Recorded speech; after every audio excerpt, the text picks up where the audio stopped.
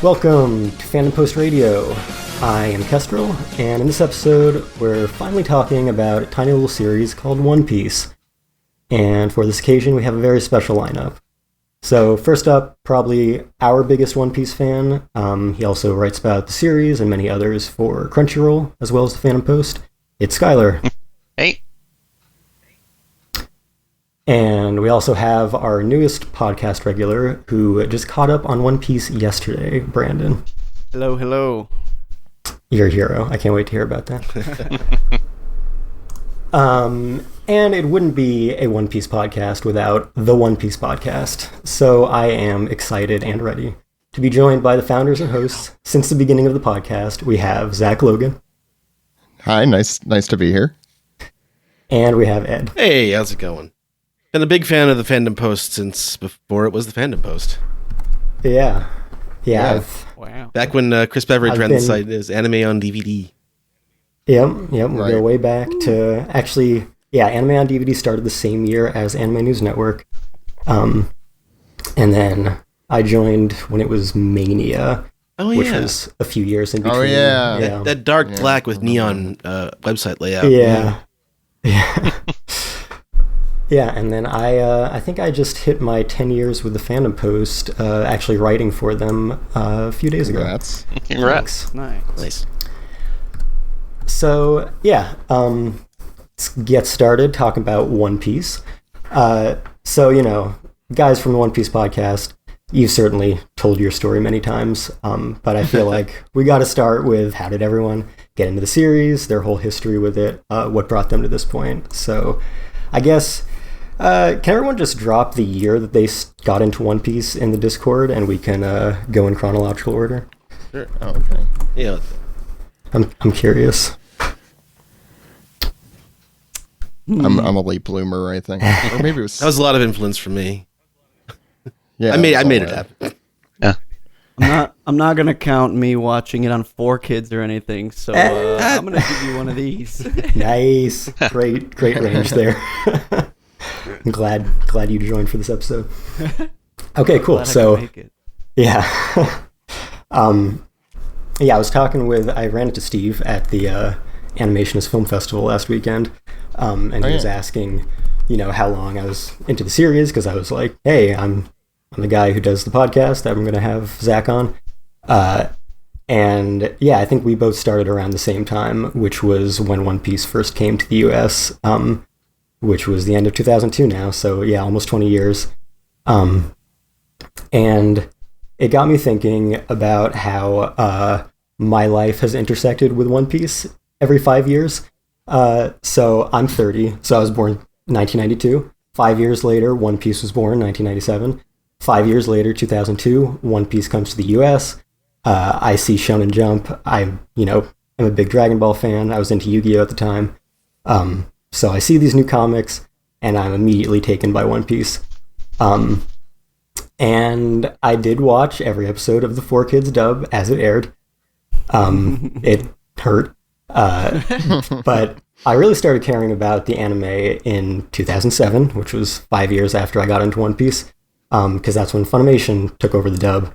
I was so excited by this that I joined a little forum called Toon Zone. And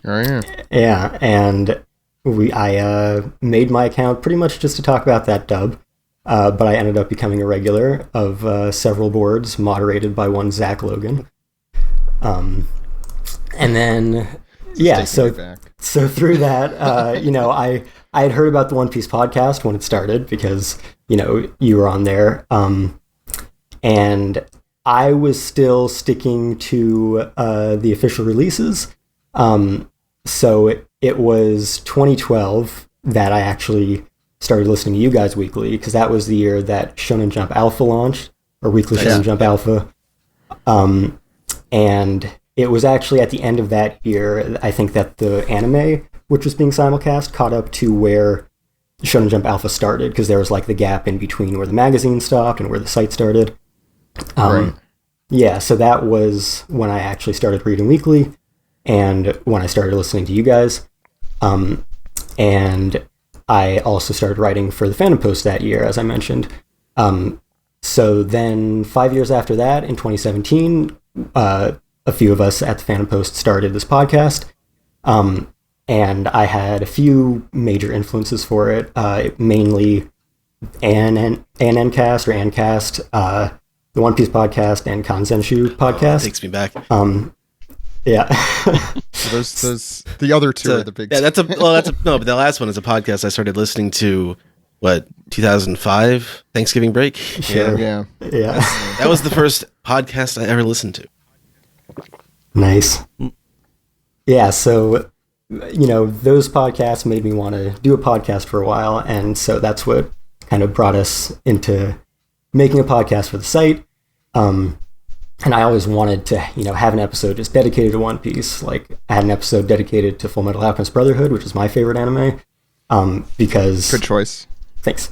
A lot of the people on the podcast had watched it, or I had gotten them to watch it. For One Piece, most of the co-hosts didn't read or watch it, or they weren't caught up. So it took us 5 years of making this podcast to finally get around to doing this episode. So that's my history. And next would be, let's see, Ed or Skyler. We can alternate between Fandom Post and One Piece podcast people. So Ed, you can go next. So I was big into anime around the late 90s when DBZ was airing on Toonami. So I would have been in junior high around that time, watching videos off Planet Namek, going to Vegito EX's homepage. And then I sort of lost interest in that. I was watching Pokemon as well at the time. And so I went to high school and I kind of stopped with that. I didn't watch as much anime in high school. Yeah, so Zach and I became friends in college, and he sort of reintroduced me to anime. He had been more in that scene online with like the Toonami stuff that he was doing, and showing me like Adult Swim, like anime as much. I hadn't been watching as much, so when I learned about Samurai Champloo and like other stuff and Cowboy Bebop, and revisiting that, and then I got to revisiting Dragon Ball Z and watched through like 400 episodes of that, and. So this is getting towards the end of my freshman year of college, and I took this course in my second semester. It was supposed to be like a research and writing course. We were just supposed to learn how to use the library, cite sources, and write a persuasive research paper. So not the Dewey Decimal System? None of that? Well, I mean, actually, yeah, we did do a bit of that. We did microfiche anyway. Oh, yeah. I did that in law school. So it could be about anything. There was all sorts of, these were little classes, and they were set up around topics, and I got comics and sequential art, and I was into like Alan Moore and Frank Miller and stuff, real basic stuff for an 18-year-old guy at the time. But there was this half Japanese girl who had grown up in Japan, and so I ended up writing about like V for Vendetta for my research paper, but she wrote about One Piece, and she introduced me to it. And so when I ran out of Dragon Ball Z to revisit, I started watching the One Piece anime in Japanese, unfortunately, with fan subs. So I never had exposure to the 4Kids dub. And then when I caught up, I was in love with that. I basically binged that over the course of like, I don't know, a month and a half or a month in like the summer after my freshman year, and caught up to where the anime ended at the time, and that would have been like early Enies Lobby, and caught up to like where the Zoro and Kaku fight was, and I've pretty much been following week to week ever since, and pestered Zach as soon as I got back to college to get him to read it, and it took a couple of years, but I got him. A little over a year, yeah. Okay. But yeah, and we were big into the Lost fandom at the time. This is around the time we would have been graduating our last year, and Lost podcasting was a big thing in the Lost community. So combining that with my previous interest in like anime podcasting, and Zach really took the initiative in starting the podcast, and I was along for the ride, and I've been there from the beginning. So that's it's really sort of defined a lot of my social life post college. Right. Same. Awesome. Yeah. All right, Skyler. Yeah, that's my story. Cool. Yep. Yeah, thank you. Skyler, you want to go next? Sure. So I first got into One Piece around 2005 with the 4Kids dub on Toonami. Back then I was really into watching Naruto and the like on Toonami, so I naturally picked it up. I enjoyed it because I was young enough not to realize that the 4Kids dub was awful. Well, and dropped off for a few years. Picked it back up when I heard about the Funimation dub. That would have been maybe 2010-ish. It was during the period where the Funimation dub had gone through the end of Skypiea. And there was a while before they released new ones. So I binged it, fell in love there. And started editing on the One Piece wiki a lot. Oh, nice. Where I was spoiled for a lot of things. And then eventually I kept up with the dub, which I still keep up with today. And also started watching bits of it through bad fan subs. And then I started watching it weekly. And when the anime, the sub was around on the end of Fishman Island.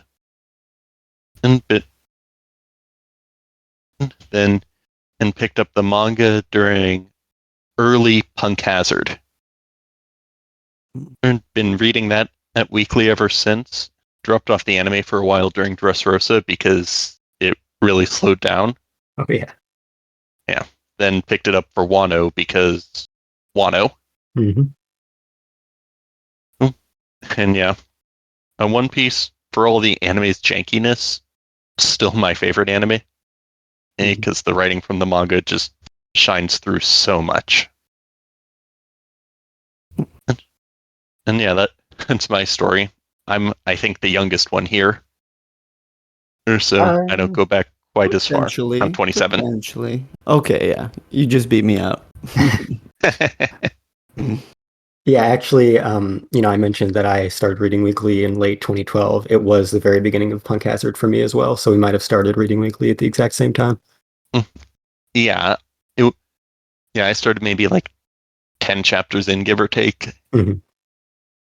Nice. And haven't missed a chapter since. Yep. All right, Zach, how about you? Me. So I was born 10 years before One Piece, not 5. Kestrel, what have you said your name on Toon Zone before? So since I'm so good at coming up with screen names, and I wanted to talk about the Funimation dub of One Piece, I called myself Funny OP. Oh, I think I remember you. I think. Yeah, so no, I mean, where my stories overlap with a lot of the previous stories in that I was a moderator on Toon Zone, which was a combination of fun and sometimes scarring experiences of moderating a forum in the mid-aughts. Mm-hmm. I had heard of One Piece.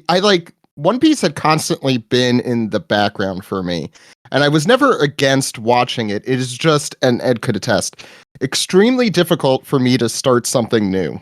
I don't know if it's just my personality that I can't, to dive into a new thing is just a very difficult thing. But once I get into that thing, I don't shut up about it ever. You make a podcast about it. for 13 years, yeah. Exactly. So it's usually worth the effort to try and get me into something. It just takes a while. So it's also that good. I wouldn't endorse something I didn't believe in.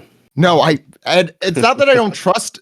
It's, trusted people could tell me, but I'll just be like, I don't have time. I don't feel like it. I'd rather watch this for the 30th time. And eventually I'll be like, oh, they were right. And of course they were right. So yeah, One Piece was kind of in the background. I was a huge Toonami fan from 2000 to 2010, maybe, I don't know, or 2007, before it switched to the weird Tom in the, I think, 07, 06, or 05, I don't know, somewhere around there. So I had stopped watching it once it moved to Saturday nights because I was in college or late high school, and I tried to go out on Saturday nights sometimes, so I missed out on that run of the 4Kids dub. But I remember Ed specifically when she came in, our other friend, with the first volume of One Piece and said, you have to read it. and then you did, and it took me another year and a half or something like that. Yeah, I read the one volume. I didn't get back into it until like the next 6 months later, and like in summertime. So I had I think so. This is my junior year, I think. I had an awful roommate, and to escape that whole situation, I binged One Piece. I remember over Thanksgiving weekend just watching the entire Alabasta arc, and for me, yeah, when I get immersed into something, I really get immersed into it. I actually made the One Piece podcast website on a Blogspot account, which I don't know if that still exists somewhere. Back in like 2008 or 7, just to, stake my plan to say, hey, I'm going to do this. And I didn't end up doing it until we left college, and we were taking. Well, you want to like.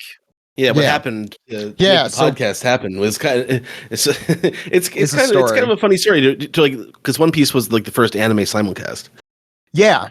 So back in 2009, we had graduated. I was going to pick up a car from Florida. We driving up 95, and we stopped in Raleigh, and that is when the Funimation simulcast of like the very first simulcast of One Piece, probably one of their I think it was their very first simulcast, right, Ed? I think so. Yeah. It got stolen because they didn't put it behind like an actual domain name. Yeah. Or they just typed in episode whatever, it was like 40 something. And They figured out what that. the URL would be and accessed exactly. it. Right. And Yeah. then I downloaded spread it from the And so Yeah, I was didn't they pause the simulcast for a while because of that? few months. Yeah. They did, yeah. But I, looking at that moment, I'm like, oh, this is the moment we're going to start the podcast, because this is actually like this is a big deal. We want to, and our goal with the show has always been, let's make One Piece more popular. Let's make One Piece, let's share the love of One Piece to everyone. And also at that time, I can't emphasize how I probably was its lowest point in the fandom. I feel like no one was talking about it. We went to conventions, I think in like 2009, 2010, and you'd find like one or two people with a Luffy hat or something. But at that time, a toddler dressed as Chopper. yes, I do One remember of them. that. Yeah. And so it really became like a mission statement is, let's find the One Piece fans, reach out to them, be a voice for them to help spread the word about this little tiny series that no one's ever heard of. And it is insane to think of where it's come in the last 13 years since we started. And that story could take a couple hours, so I'll leave it there. Don't worry, I have a question about that exactly. Oh, okay. Awesome. Isn't it weird that we can't even say the Funimation dub anymore? It's Crunchyroll dub now. Yeah, I buy the Blu-rays, and the bunch of Funimation is not on the spine anymore. Yep. The Blu-rays. It's wild. We've been that like really, I feel like it's gonna date us when we mention Funimation in like 5 years, and kids are gonna be like, "What the hell is a Funimation?" Right. Imagine mentioning 4 kids in 5 years. Well, that's better. I think that someone looks at you weird if you mention True. 4 kids. Yeah. But also that rap has just crept into the culture in a way that I think it's, unfortunately, 4 kids is probably everlasting in the fandom. Yeah. I that rap admittedly is, like- still sing it to myself. So Yeah, it's like simultaneously a good, bad, and so bad it's good. 100%. Yep. Mostly the latter. Yeah. And didn't they initially have a dub version of We Are? I remember hearing 4 Kids initially screened that somewhere. oh wow. It was at it might have been like a TV syndication, like I think Nat- Alex Nat- saw it or at a something like that? convention, Yeah. or maybe he heard about it. There was someone on our podcast who had seen the 4 Kids version of We Are. We also there are also you could listen- test dubs created around that time as well. Yeah, I was about to say. If you listen to when we went to Dallas back in 2015, and and we got to see some of the test dubs that were done by Funimation and by Ocean, I think. It was a couple. The There was Canadian one dub. Funimation, and 2 Canadian productions. Yeah, Yeah, I think Eric And- Vale played Luffy in the Funimation. in the test dub. Funimation one. They Yeah. were That's just weird. to they were imagine. they were bizarre, especially since I think most of the test dub episodes were a piece arc episodes, which The seems like an best. odd choice. Yeah, 2 of them Um, were. One was Gaimon. One was Amazing. Gaimon, right? I forgot All the about things that. to Oh my pick. god. Yeah, it was You know, the bizarre. fans wanted to hear Gaimon's voice. But wow, it was really interesting and funny and weird to just hear like where they could have gone with the series before 4Kids actually usurped it.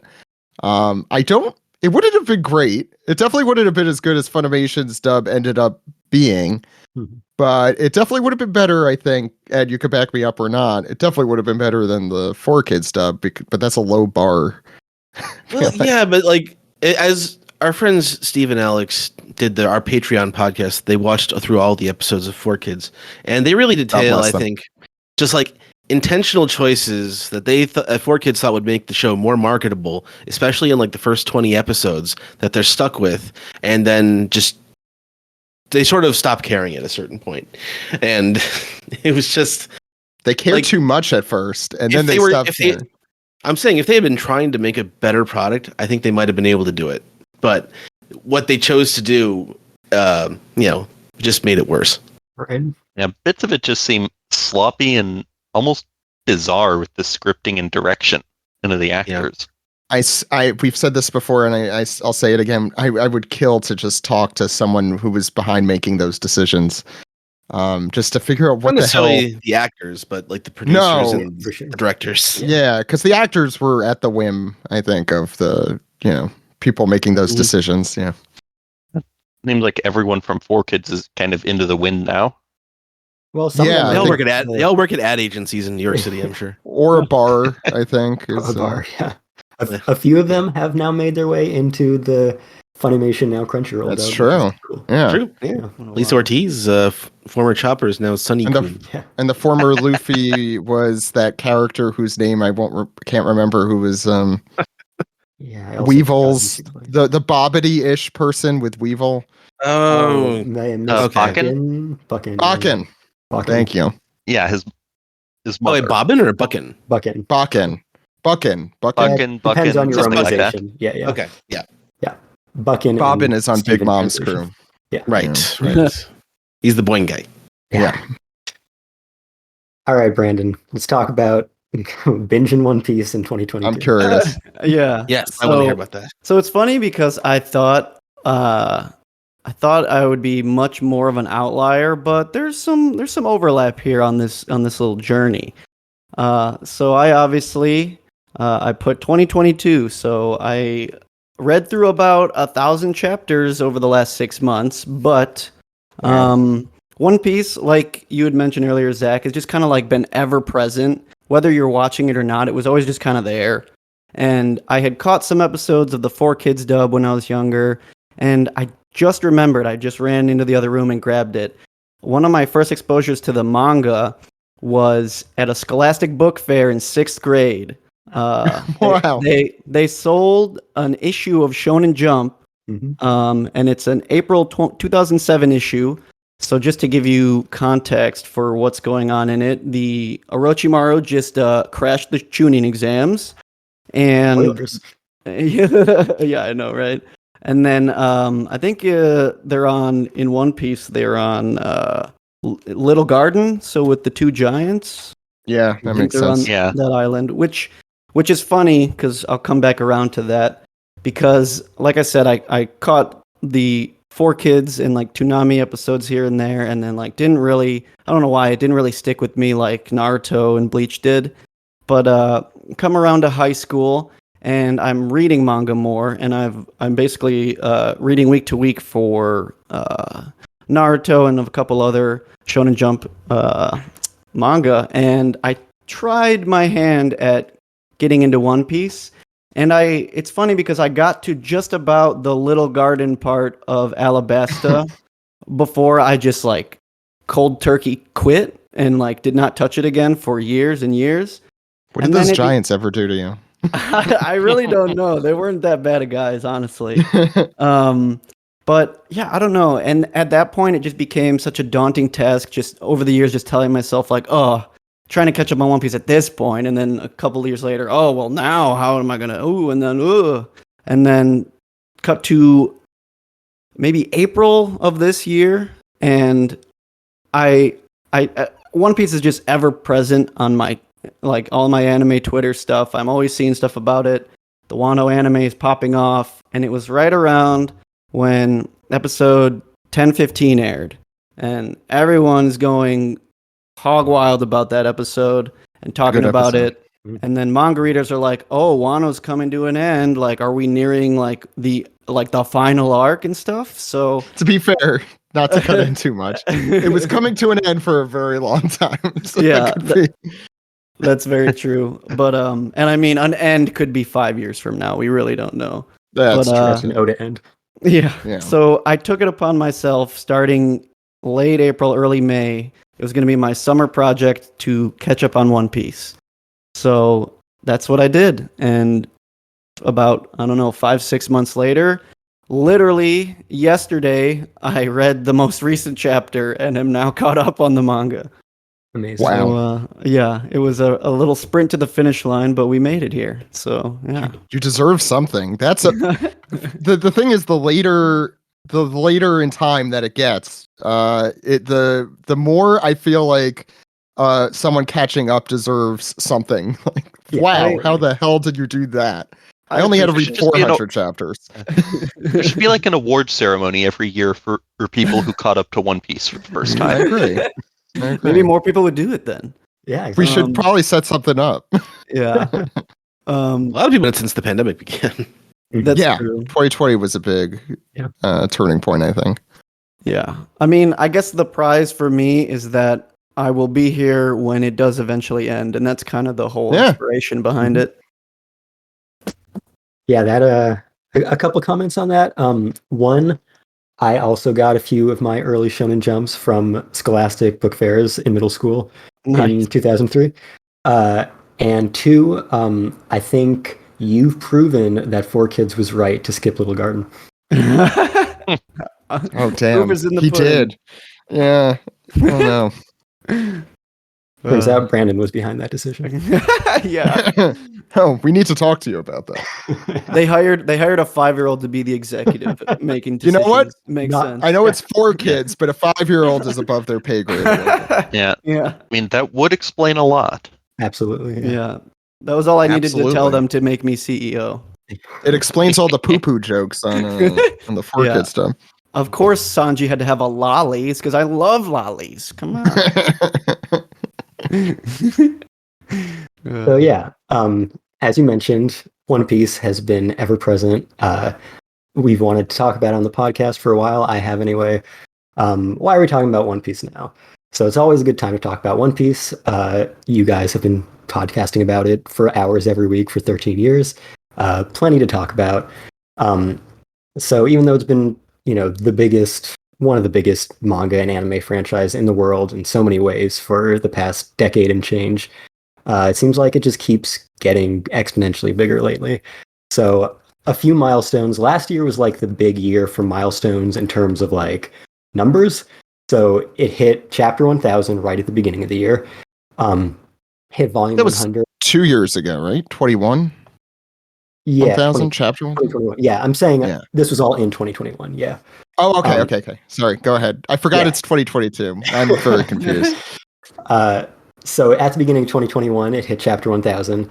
Almost right at the end, in mid-November, it hit episode 1000 in the anime.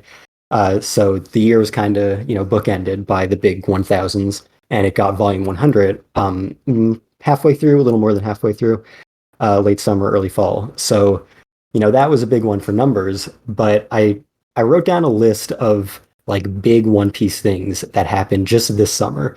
And those include the manga taking a month off, which is very rare. The Anime Expo promotion that was just on a level beyond anything I've seen for any property at an anime convention. Absolutely. Yeah. Same. The One Piece card game launched. I actually just got my second promo pack of that from the Animations Film Festival. They were giving them out at Anime Expo as well. The One Piece podcast spent over 10 hours ranking every arc in the series. That happened. For the second time. The second time. The second time, that's Second true. time, yeah. This one took longer, but yes. Yeah. The manga hit its 25th anniversary, of course. We got volume 100 in English. The series set another Guinness World Record for reaching over 500 million copies published. Oh, yeah. One Piece Film Red was released in Japan and a few other regions, and it's been setting sales records in both the box office and like music and merchandise ever since. And well, we can talk about it a little bit, obviously spoiler free, but since it was announced and they started putting out merchandise, I've had friends who are not into One Piece at all, but are like Idol fans and like go to conventions for concerts and stuff, just buy up every piece of merchandise put out just because of Otto and Uta.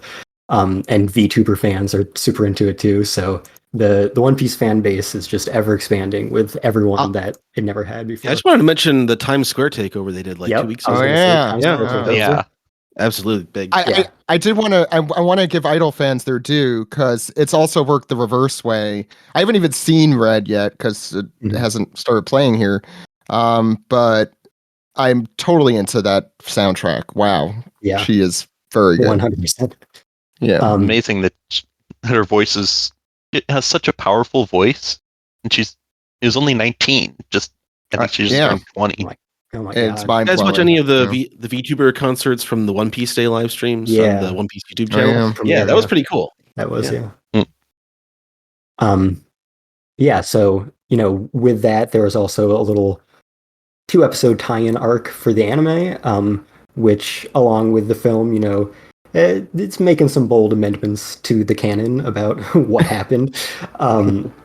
The manga, as we mentioned, has had some of its biggest developments lately. The Wano arc ended after over 4 years. It does seem like, we're heading to some sort of endgame, which could mean another 5 or 10 years, since it's Oda and it's One Piece. The live-action series that we've been hearing about for over half a decade now has finished filming. There was that cross-promotion with college football, of all things, which was interesting. Oh, yeah. I forgot about that already. USC? Yeah. Wonder if that got an influx of football fans. Who knows? I don't think it did. Probably not. It's streamed on YouTube, I believe. Yeah. I feel like that was more of a thing to have online than it was at the game. I don't think people cared as much as they should have. Like, what kind of shapes are they making? I don't even know what it is. What is this song? That was fascinating. Someone published over 20,000 pages of the manga in a single book. There's and then took credit as the author of that. Yeah, very unofficial, but that went around. There's a major RPG for the series that's it was supposed to be released this year, but I think it's coming right at the beginning of next year now. I think that finally has the official release date. And like we mentioned, just in the past few weeks, we got Film Red taking over Times Square, having its US premiere in New York, and then it had its dub premiere out here in LA. A few of us got to see it there, and now it's getting its wide theatrical release in a few days now. So that's all just the past few months of big One Piece events. So a lot going on, a lot to talk about, and it's been hard, not having a bunch of people caught up on the podcast to talk about it with. So, yeah. That's actually why we started our podcast, is because there was no one to talk about it. It's like we need an outlet for this. Exactly. So, with 1,000 episodes, over 1,000 chapters, it's hard to imagine many properties that have that kind of, running time, that kind of length, where every one of those 1,000+ installments is absolutely essential. Like, I don't really understand how soap operas work. I know they're all like tens of thousands of episodes, but apparently you can just jump in wherever. One Piece doesn't really work that way. You gotta binge through 1,000+ chapters and/or episodes. Yeah. The thing about soap operas is that they're all about a place or a town or a group of people, and the people can change. And there's always multiple stories going on at once, and one storyline will continue and one will wrap up. So I like pro wrestling that way, but there's no real overarching goal or narrative of a soap opera. So it makes sense that it would be like that. I guess that makes sense. Yeah.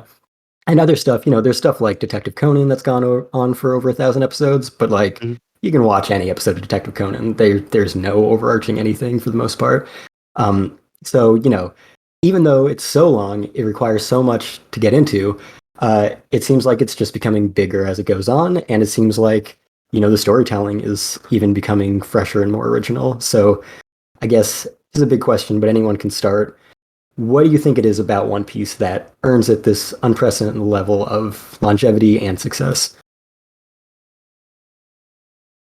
I would say it's consistency and its characters, I think. Sort of each character has a viewpoint, a goal, and a sort of a point of view. And Oda's writing was really consistent in that way, in that characters' decisions make sense, and you believe in sort of the same things that they believe in. You can see why they act. In Luffy in particular, I think the strength of the main character. I think main characters don't win popularity polls in every series. Frankly, not always in most series, but in One Piece does. And I think really Oda putting that heroic aspect into Luffy, even if he eschews being called a hero.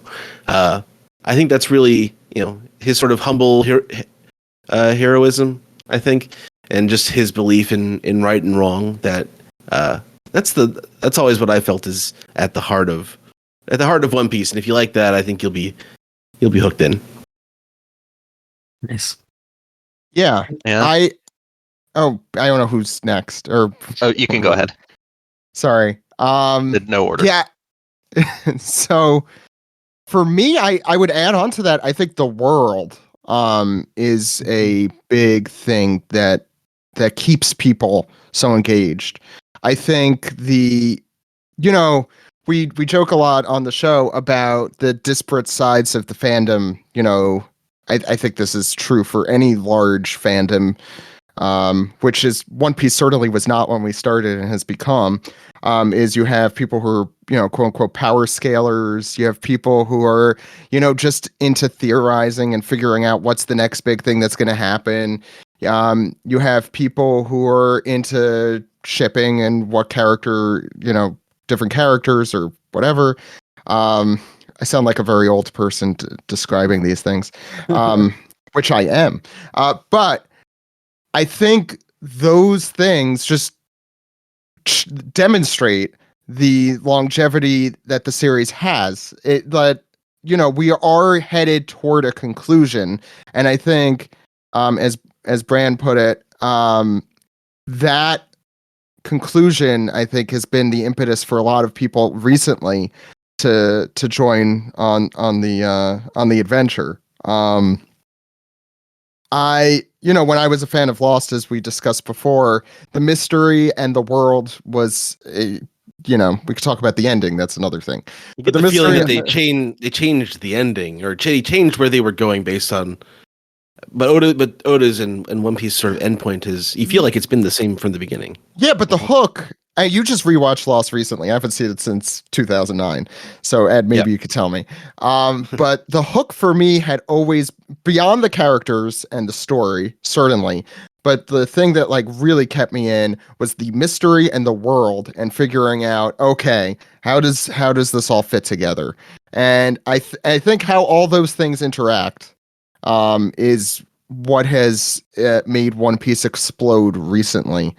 I think it has always had the ignition, the gasoline behind it to really make a huge impact. And that's one of the reasons we started. We're like, why is this not more popular? And then you mentioned Anime Expo. I think they did the same thing at New York Comic Con with those huge Luffy balloons and the Thousand Sunny thing. And it was beyond anything we could have imagined ever 10 years ago, even. And I think it goes to show that the series has always had that kind of juice. Dressrosa we could talk about, but for the most part, has had that juice behind it. And I think, I'm very curious to see where it's going to go when we get to the end. And more importantly, I'm curious how the series is going to fare after the main story has concluded. I'm sure franchises don't die anymore, so I'm sure One Piece will be around in some shape or form after that. But I'm very curious how that'll work. But I'm getting ahead of myself. I'll end there. And that Johnny and Yosaku spin-off series anytime now, right? Yeah, well, Disney Plus, hopefully. Yeah. All right, Skyler, go ahead. Well, first, I concur with everything that you guys just said. And one thing I want to add on is, One Piece never has a point where you can say it peaked here and then went downhill. Well, it feels like with every arc, Oda's trying to either do something he's never done before, or just straight up top himself. Or beat out whatever previous peak he'd had. And like, looking at the early stuff of Alabasta, it was like nothing that came before it. And most of the previous arcs are pretty self-contained, and on the shorter end. And none of them had that level of build-up for however many episodes. And then get to Skypiea, which is even more, or even longer and more going on than Enies Lobby, and so on. And like, Oda never kind of rests on his laurels. He wants to build on it. I mean, there's one comment he made on like the final arc, is apparently gonna make Marineford look like nothing, or something to that effect. Mm-hmm. And that's, I think, a big part of it. And is one, it never runs out of gas. Not every arc is A++ S tier or amazing, but most of them are. I mean, I'll even defend Dressrosa. That it's better or watched in larger chunks versus Red week to week. Yeah, yes. And other thing I wanted to mention is just how well Oda knows how to structure things. Mm-hmm. He front loads a lot of setup. I mean, Wano, for how much of the arc was build up to what's going on at Onigashima now. You get the sense he makes a plan, and it has all these high points he wants to get to. And then when you get to those, I can not really think of any series that hits those same high notes for me, that One Piece does at its best. Peaks of Enies Lobby, Marineford, and ending of Whole Cake Island. And nothing can, for me, can quite hit those highs. So I think that's a part of it. And also, weird to say, but just Oda's a really, really good storyteller. Yeah. Yeah, for sure. I think just to piggyback off of what's already been said, like directly what you just said about Oda, this man is the most prepared manga artist I've ever seen in a weekly publication, because like literally from chapter 1, he sets up the main goal of this entire shindig. It's like there's this vast treasure called the One Piece, and only the greatest pirate will ever reach it. So good luck. And from there, it's always been the goal at the end of the sea, the treasure at the end of the rainbow, and it's just about how we get there. And it's never been it never feels like you're asking yourself like, oh, when are we gonna get to Laugh Tale? When are we gonna move forward and do this? It's just every time an arc completes and they celebrate and they're like, all right, where do we go next? You're like just as excited to find out like where the story takes them from there. And as we mentioned, the characters all have their own motivations and their reason to be setting to the seas, and you want to support all of them. It's so incredibly endearing and like bringing people together. And I feel like a big part of it, One Piece's long-standing success, is that it's just a story about humanity in so many different aspects. You go to different, like you go to Fishman Island, and it's about overcoming like racism, and it's overcoming slavery, and like all these different aspects of just bursting through these parts of humanity that bring everyone down. And like in Wano, with them being closed off from the rest of the world, it's about breaking free and being able to live the way you want to live. And that's kind of fully embodied in the protagonist. And Luffy is that the key to freedom for everyone he's come across. Like they're all shackled by something, some way of life, where they're shackled by either like a hierarchy or where they live, and he's there to tell them that like you don't have to stand for that. You can do whatever the hell you want, really. And I feel like that's just been a driving force to its success. And we've already said so much about how good of a writer Oda is, but this man literally will like drop the smallest detail and then like 200 or 300 chapters later be like, you remember this thing I briefly mentioned? Well, now it's important. And I think that's something that you don't see happen in almost any long-standing manga, where Alabasta happened about 800 chapters ago, and now it's becoming like extremely story relevant again. And it just feels like the world of One Piece is so concretely created, because things aren't just left in the dust and like the page isn't blank when you turn back to it. It's all there and it's all interconnected, and everything that happens affects the entire world. The bounties, hit the news the next day after some big bad is defeated, and like the whole hierarchy of the government and the world and all the pirates change all the time, and you're just like always so excited to see how the power dynamics will keep shifting and how it'll affect all the characters. And for me, even just binging through it, which makes that journey a little less probably of like a sweet release because I just pounded through it, it's still just so satisfying to see everything moving forward the way it does. Just it's been such a captivating ride. I feel like... Oh, go ahead. I was just going to say, and now I'm going to have whiplash having to read it week to week. I don't know how that's going to go. It's a learning curve. Yeah. I think that's like super well said. I have a serious note, and the less serious note is that it kind of is like those, fast motion things. If you see a plant growing, and that's kind of how you're seeing the actual development, but we had been just like looking at a still plant every week for the last.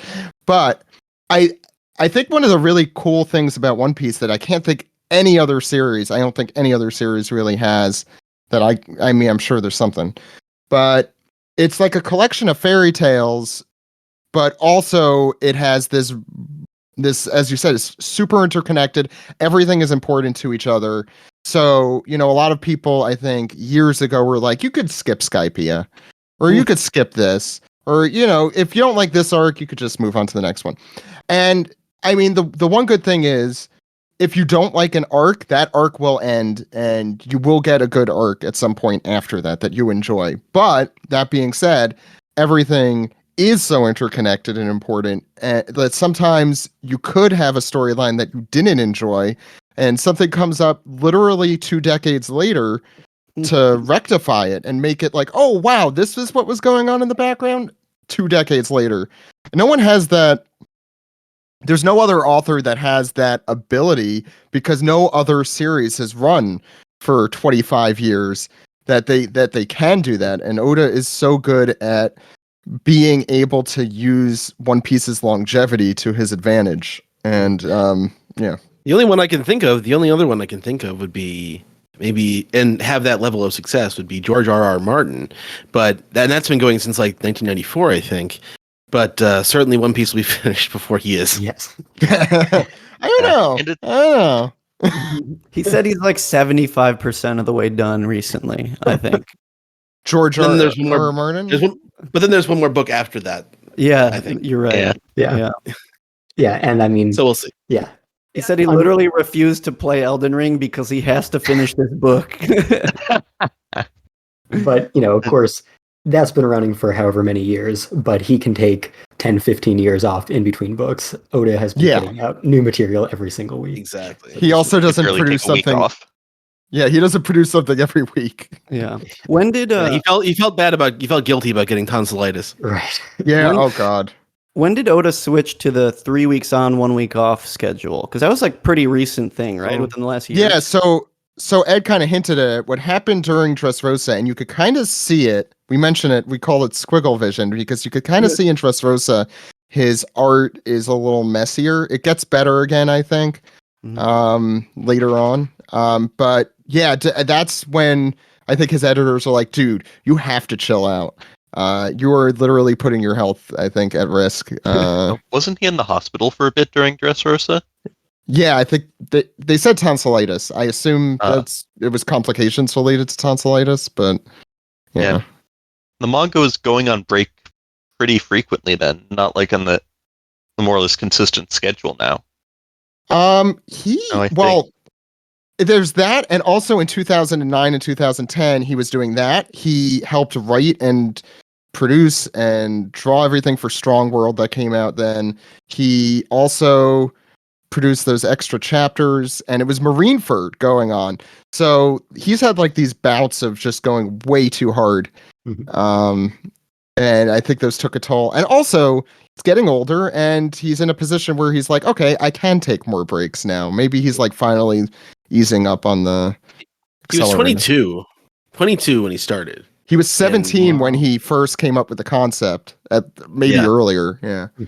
Yeah, he was 22 when the first regular chapter came out, and he is now. His birthday was January 1st. January 1st. Yeah. He'll be 47 this coming January, I think. 48 actually. Yeah. Which is young for a guy who's written a series for 25 plus It's years. gonna be like Toriyama. He's gonna be in like semi-retirement for the next 25 years. After this. He'll really enjoy that. He's gonna eat a lot of meat. Yeah. Then gonna sleep for like a year straight. Yeah, it'll be like when He's you gonna watch all the ASMR food tubers. That's what he's been doing lately. It's like when you finally take a rest and realize how tired you are. That's what he's gonna be, I think. Oof. Yeah, there's that one anecdote when I remember hearing where Masashi Kishimoto went to visit him in the hospital and found Oda working in his hospital bed. I do kind of remember that story. Yeah, yep. Kishimoto is much smarter in terms of, I should say, he's much smarter about his health, I guess, because he's like, okay, I'm done. I'm going to take a long break now. Although I think they've always had involved, but they've always had a very warm relationship, like a peer relationship. And they've talked about it in interviews as well, as opposed to sort of the sort of idolization he has for Toriyama, which really comes through in that Color Walk 1 interview, where they're not. He really sees him as, it's the senpai kohai thing of, he's always going to be his senior, but I think he sees Kishimoto in the interviews that they've done more as an equal, and they have a very interesting, more informal chats when they do things like that. It's very interesting. I mean, the fun fact with Kishimoto, sorry, I want to get it before I forget, is that Sanji's name was originally going to be Naruto because I remember that. Yeah, because it looks like the Fish. food. Right. Yeah, his eyebrow. But he, out of respect for Kishimoto, it's like Sanji. But then he worked out for the best because it'd been Naruto, he wouldn't have been able to make puns with Sanji's brothers. Exactly. True. Oh yeah. Oh, he totally planned that from the beginning. Yeah, I mean, with Kishimoto, for a long time, One Piece and Naruto were kind of competing for the top spot in Jump. In the U.S. especially, I think. Well, no, I should say in the U.S. it wasn't even close. Naruto. Yeah, Naruto. Yeah. What am I But saying? Yeah, I think in Japan though, like Naruto was ahead for a long time. Then Enies Lobby happened. Yeah.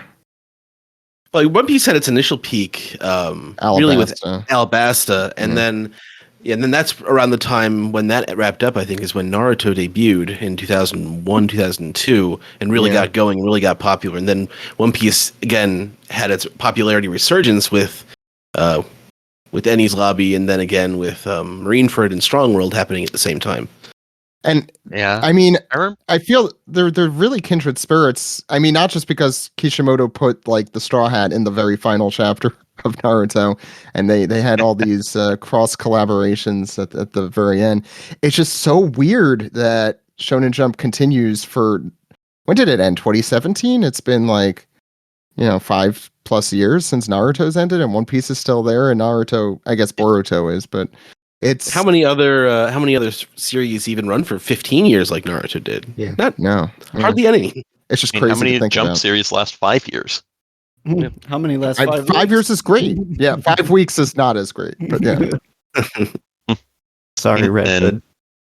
One Piece has been going on for about 25 years. Yep. Oh. Yep. Yeah, I agree with everything all of you said. The one small bit I'll add, which hasn't been quite mentioned, but a lot of people have discussed it on your podcast, on just many other circles, is that, Oda basically just makes every series he could have ever imagined making and puts it all in One Piece. Every arc is a completely different genre. He can just make whatever universe he wants to make.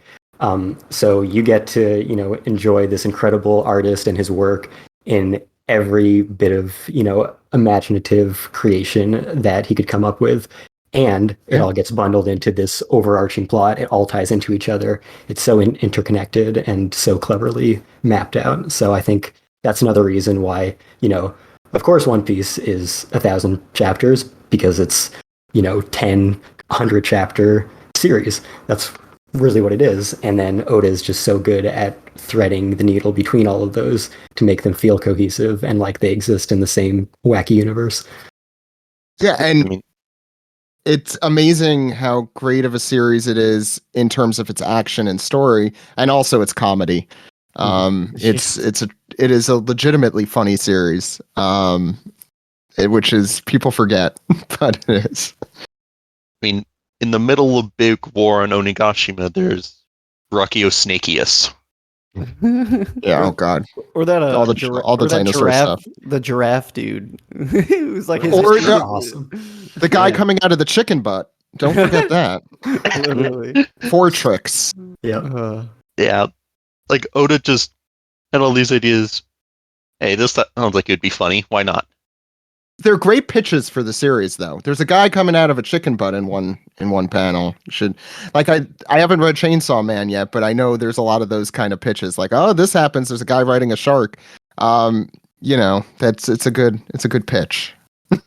It's funny you mention that because I think that it goes a long way to develop a power system in a specific way, and sometimes they can get overcomplicated with arbitrary numbers like the power levels in DBZ, or I don't know, like Nen. The way like Nen combines in Hunter x Hunter can get kind of confusing to keep track of. But the devil fruits, it's just the gum fruit makes you rubbery. This fruit gives you fire powers. This fruit does this or that. It's very simple and straightforward, and they'll say the name of the fruit, and you're like, I can get an idea of what this power is. You say that, but then there's characters like Sugar.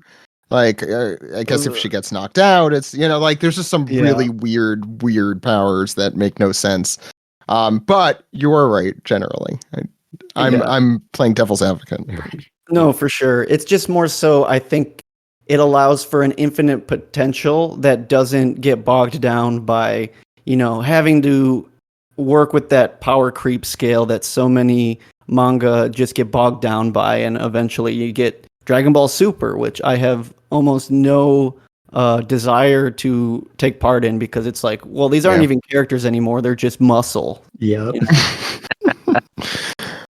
In One Piece battles, half the time it comes down to who's more clever with how they use their ability. Exactly. Yeah, It's and not quite to the JoJo level, but yeah, it is. It is definitely that. Yeah. In that spectrum. Yeah, it is. Yeah. Like imagine any other series explaining this guy whose ability is to turn his body into mochi is actually really strong. Yeah, and I think that's something interesting about specifically how Luffy develops his powers is that all of his gears don't feel just like an ass pull where it's like, oh, like he just took a fatal blow and now he just like transforms. I mean, it like, kind of happens that way to an extent, but there's usually some kind of logic to he's like, oh, I need to like keep up with my opponent. Let me make this gear 2 thing where I build up all the energy throughout the rubber and I go faster. Or like with the Snake and Bound Man, it was about like being able to like beat reading the future by being so fast and unpredictable. I think I don't know if since you read it all in one shot, I wonder, but like at the time, Gear 2 doesn't happen until NES Lobby, which is it felt far into the series. I guess it's at the very beginning. But it's like I was super surprised when it happened because Oda had always held back on that kind of DBZ-ish power-up thing. Mm-hmm. Like Luffy just needed his wits and and needed to figure out how to beat the villain. And then he's like, okay, I actually need to figure out how to get stronger or use my ability in a new way. Was such a cool and when he takes a shonen trope that he hasn't used, it feels new and original because we haven't seen it in the series yet, and the series has been going on for so long. So like the tournament thing, in Dressrosa, when that finally happened, we're like, oh, there's finally a tournament arc, and so on. Yeah, I guess like to also play devil's advocate to what I said, I feel like when they started explaining hockey, that was kind of like a catch-all for like, okay, you can have your devil fruit power, but then you need this to like overcome someone else's power. And that was like the next level of like, you need to be able to do this to keep up. Yeah, I think we're coming to a new level of above that, probably in the story, it feels like, but yeah. I mean, that's kind of been set from fairly early on, though. Like the characters who just rely on their power being inherently strong. I think it seems like Oda intentionally shows how that caps their potential. Mm-hmm. Yeah. Mm-hmm. Because if they run into someone whose ability just happens to counter theirs, they got nothing. Right. Yeah. Like Skypiea. That was actually one of my favorite parts. One, because it started in Skypiea with Luffy and the rubber thing, but just having watched episode 1017 or 1015, when Big Mom and Kaido both attack him, and she's like, "Why didn't my lightning work on you?" Because I'm made of rubber, and it's like, oh my god, it's still relevant. And then when Kaido attacks him, he's like, why didn't my attack work on you? He's like, because I got guts. And it's like, oh yeah, baby. I love that. Yeah, that's one of my favorite parts of Wano too. Yeah, I remember that back at that was also one in Little Garden as well. Instinct. Yeah. Right. Mm-hmm. Yeah. No, it's. I think one of the things that make the series compelling is that, as Ed said, the characters may evolve, but they're still themselves, through the whole series. Mm-hmm. Which again, I don't know, like if I had to write a character for 25 years, I don't think I could do that. I don't think I'm the same at all as I was 25 years ago. So, yeah, I was. That's the years ideal ago. situation. Yeah. I was 10 25 years ago. Yeah.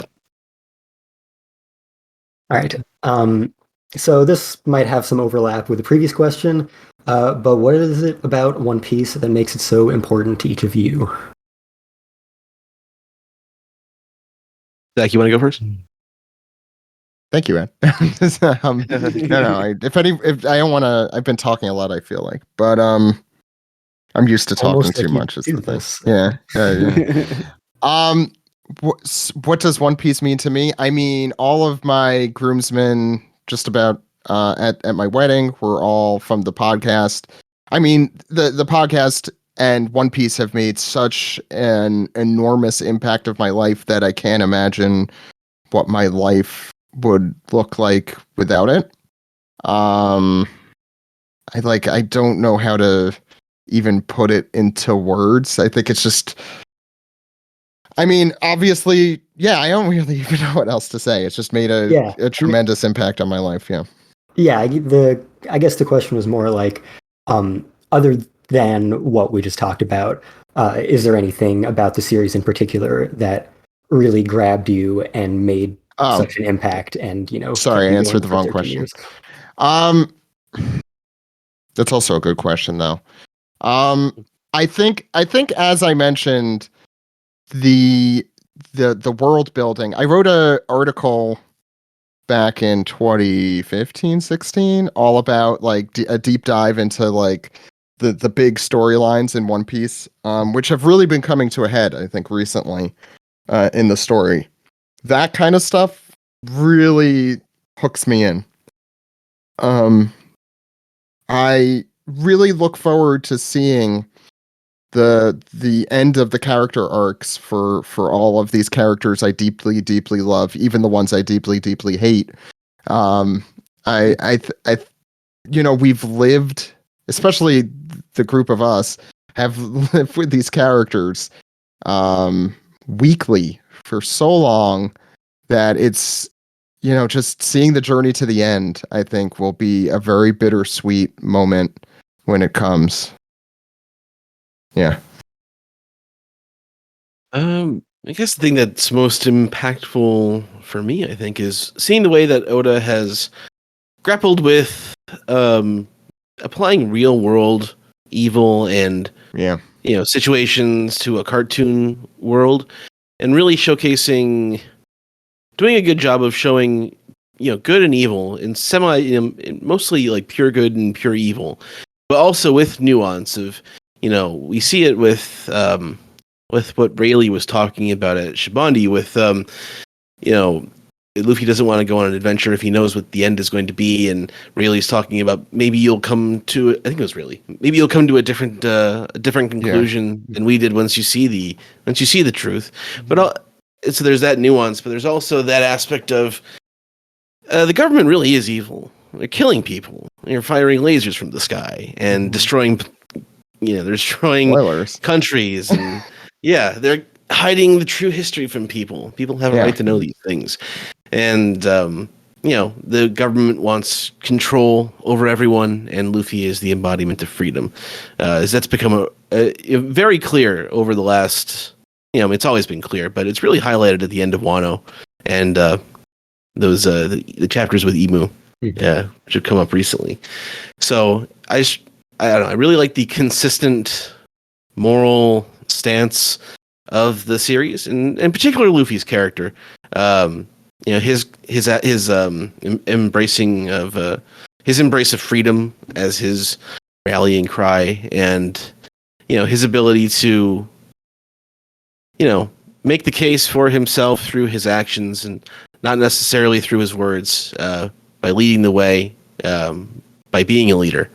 And that's also part of why Zoro, I think, is my favorite character, because he can act as Luffy's conscience at times, and we saw it especially in Water 7, and then again a couple chapters ago, actually.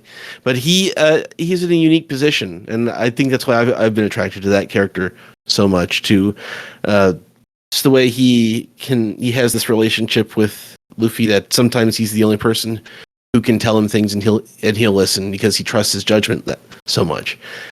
So yeah, I just like the relationships between the characters and the sort of consistent moral stance of the characters really appeals to me.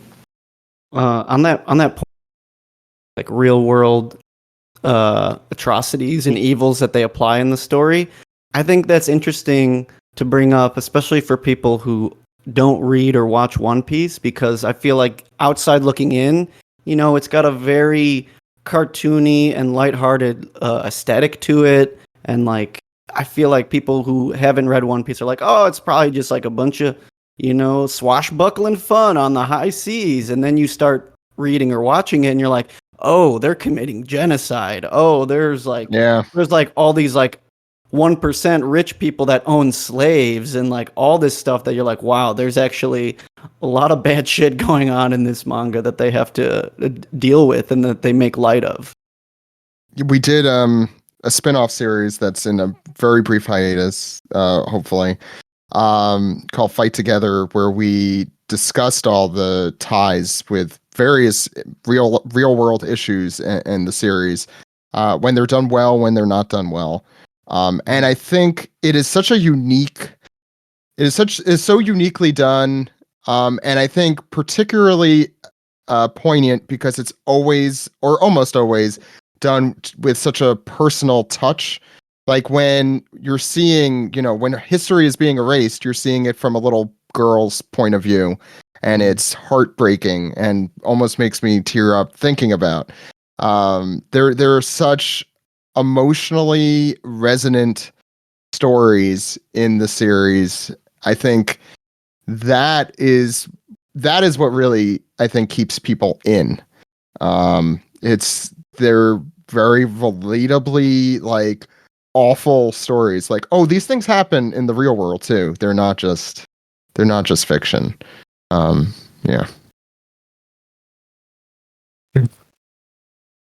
So, yeah, go ahead.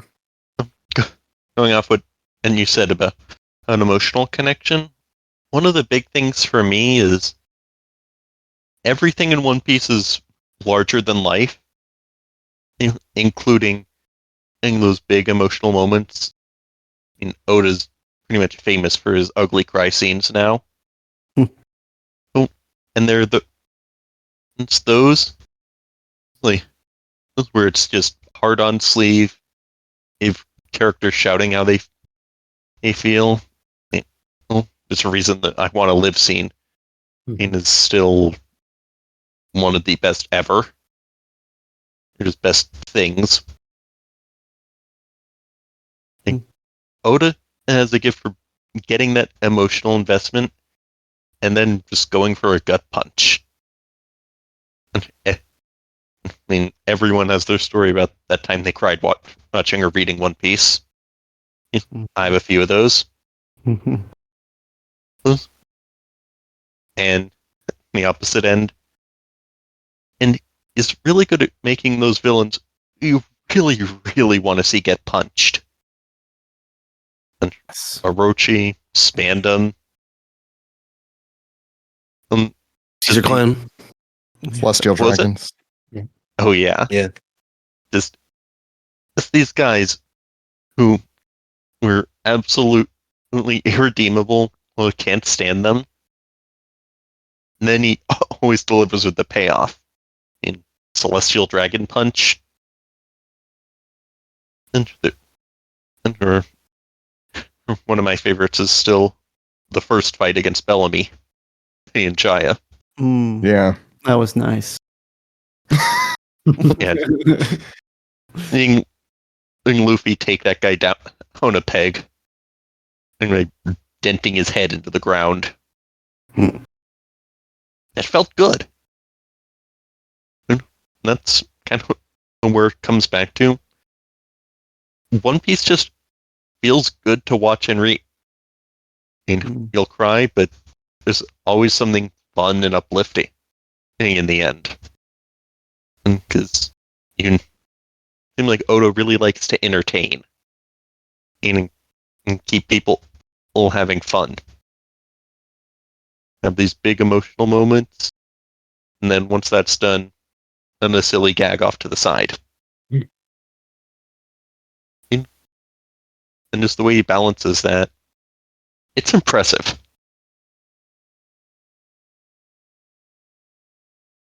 Yeah, absolutely.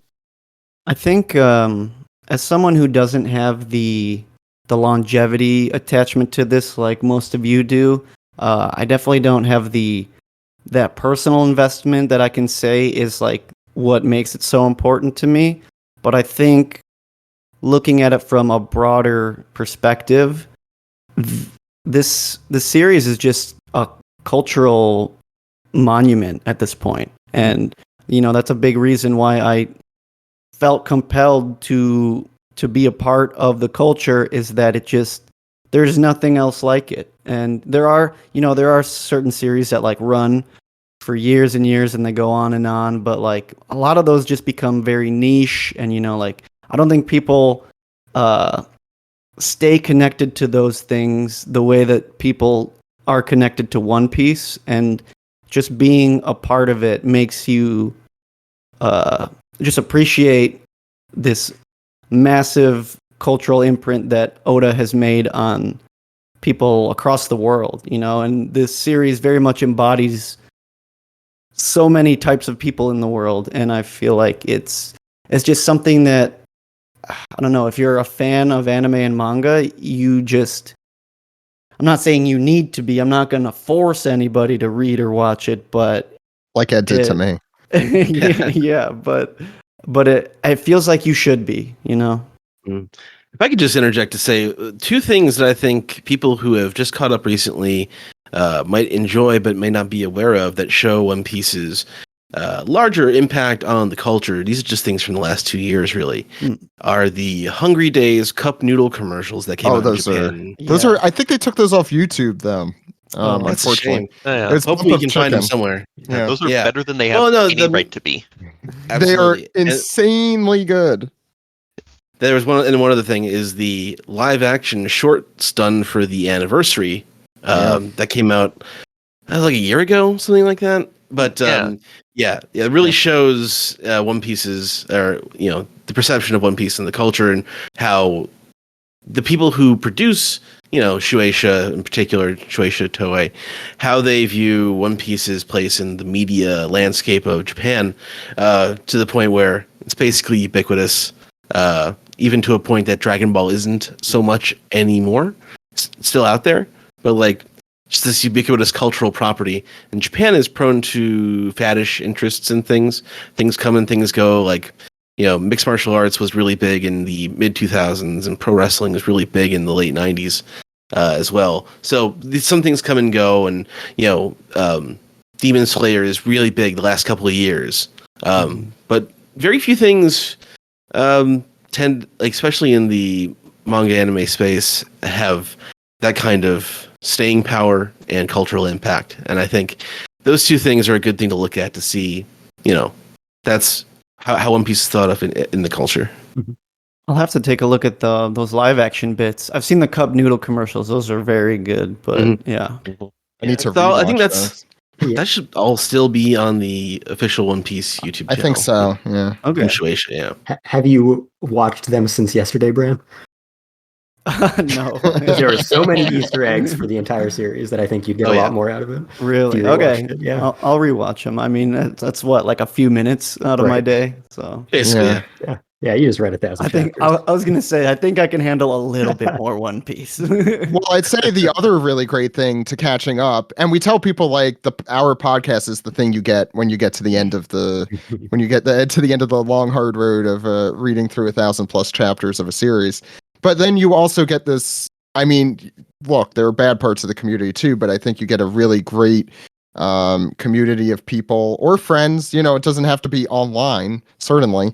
That you get to talk about this when it comes out every week, and that is just an experience in and of itself. It really becomes such a It really has the unique aspect where every week you're wondering what's going to happen next, or you're sharing a laugh over what happened in this chapter, or you're talking about what ridiculous outfit appeared in whatever chapter you just read. But yeah, there's so much to enjoy. Oh man, I wish I had it on my computer. I gotta find it somewhere, but I just remembered I actually dressed up as Luffy for Halloween one year. I wore it to high school, and I just literally I wore like cut off jean shorts, like a red shirt, and I just printed out a picture of the Straw Hat logo and taped it to my back, and that was it. I have a picture. My wife has not read One Piece, despite my asking. That's a whole other story. But she accidentally cosplayed as Luffy wearing a red vested shirt with cut off jeans, and I'm like, do you know you look exactly like the main character I talk about every single week in the other room? No, I don't know what you're talking about. He is a good entry level cosplay, I think, or also advanced level, depending on what you're doing with it. But yeah, true. Just like Tier 5 literally cosplay. tear a scar in your chest. Yeah, don't do that. Yeah, you have to start by stabbing right under your eye. Your eye. Yeah. No, please, again. We don't. Find I your wanna speak idol for and Fandom rip his Post. arm off. No, he has to rip his own arm off. You have to convince him to. True. Spoilers for chapter 1. Yeah. Sorry, everybody.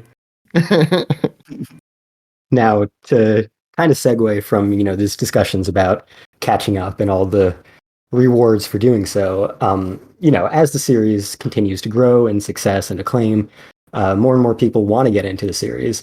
And those of us who are already huge fans want nothing more than to bring in as many new fans as possible.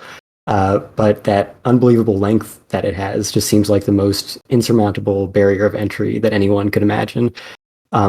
So, there are plenty of outliers. We've all talked to plenty of people who have binged through the entire series in a few months. Obviously, we have one such insane representative here. But put the manga on my back like Odin. Let's go. Yeah. Exactly.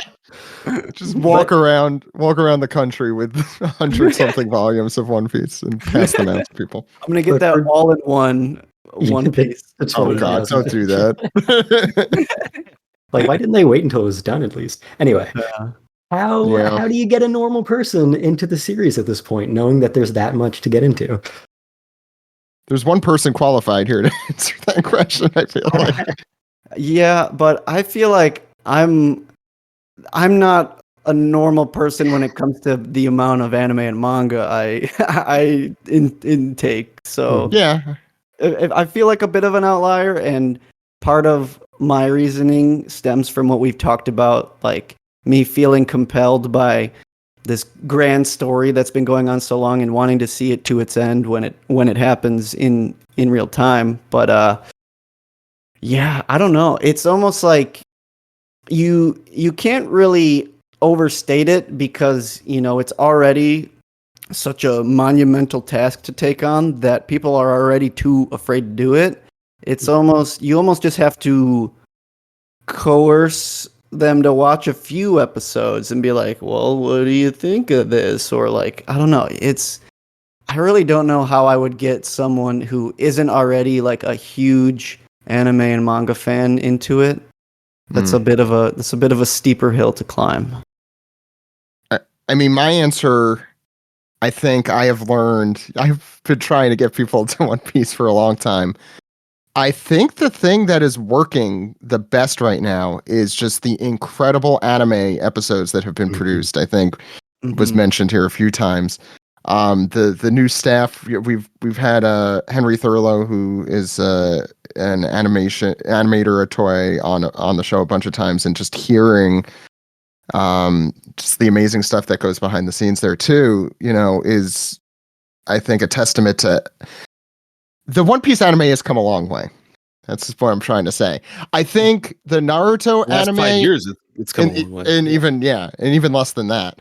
I think the Naruto anime really helped people get into Naruto. I think the Bleach anime really helped people get into Bleach, and so on, and DBZ obviously. Which I will say, Naruto and Bleach in particular, I could speak to, since I have not gone through the entire Naruto canon, but the anime is significantly better, although filled with a lot more filler than the manga, in my opinion. And I think the stylishness of that really hooked people into becoming fans of that series. And I think when people hear like, wow, this is like one of the best animated things I've ever seen, it's so unique and different, and it's also it's Wano right now, so it's very actiony, which is getting people who are like the former DBZ or current DBZ fans into it, or current action movie fans. You know, like look, the biggest things in the world right now, anime is getting there. But you know, Marvel movies and all of that, you know, action is still kind of the king of what is big in the world, and I think the anime really finally does it justice, and then some. And I think that's probably the way to hook people in right now. It helped me. You showed me the Crocodile Luffy fight, the very end of it. Yeah. And that I was like, wow, this is pretty cool. Look at that karaoke font. See, but because I know you, and we're also classical music nerds. Both of us. That also helps. So if you know the person you're targeting, there is also you have to do research on your target. So you're saying we just have to spam people with Sakaguboru links to get them into One Piece? That's not what I do to my. It depends the person. I'm talking about like a casual anime fan. I think that would really help, because when I see a series is really well animated, I am interested in watching that series immediately. If as long as the plot is like reasonable. Yeah. I obviously not for everyone. Some people only read manga. Some people only read comics. You know, I don't know. I think Zach, you should watch Dorohedoro. I'm just saying. I know. True. And there's a lot of things I need to watch, Ed. You have a very you probably I'm the outlier here. I'm the fake anime nerd here. This season has you can roll the dice and pick from like 15 different shows and probably not have a bad time. So I have so much on my backlog I need to watch. The problem is I have a kid, and for that, it's hard to read subtitles and give my full attention to something. Here's a unique question. I guess when is the time when you think you're going to try to get your kid into One Piece? So I was actually just talking about this recently. So actually last week on the show, I think.